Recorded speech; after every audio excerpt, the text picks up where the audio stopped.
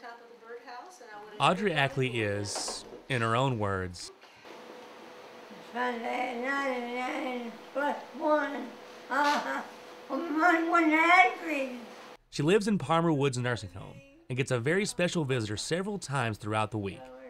Kate Forrest is a caregiver for Visiting Angels here in Austin, and when she talks about Audrey, her eyes light up.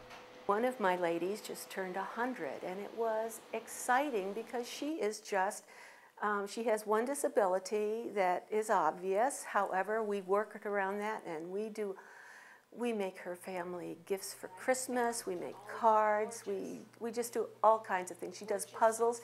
She's 100. She wins me in dominoes every single time we play, and I don't let her.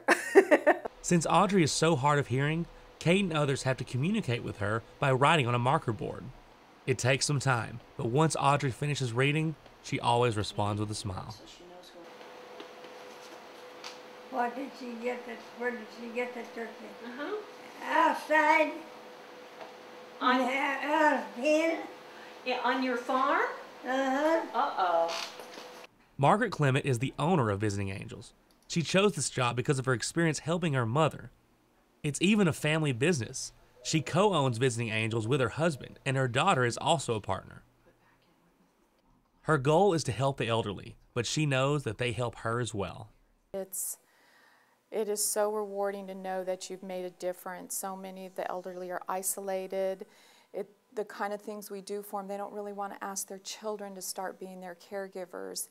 And knowing that you made a difference, and we sit with a lot of people and help them pass from this life to wherever they go after this, and it is unbelievably rewarding knowing that you help them pass with dignity and finish the life with dignity. And the job is not always easy. There are some people that are more difficult than others, and those people are basically frightened, feel a sense of being out of control, are feeling their losses. But it's that personal touch that makes all the difference. When I'm sitting across the table or in a chair next to one of my clients, we're just talking, you know, and they tell me their stories. I know how to hatch chickens in the kitchen of a farmhouse. Whether it's looking at pictures on the internet, coloring a sun, or just sitting quietly, whatever Audrey needs, Kate is there. And she plans to be there, not just for a client, but for a friend, for the rest of the time they have together. Garrett Sanders, reporting.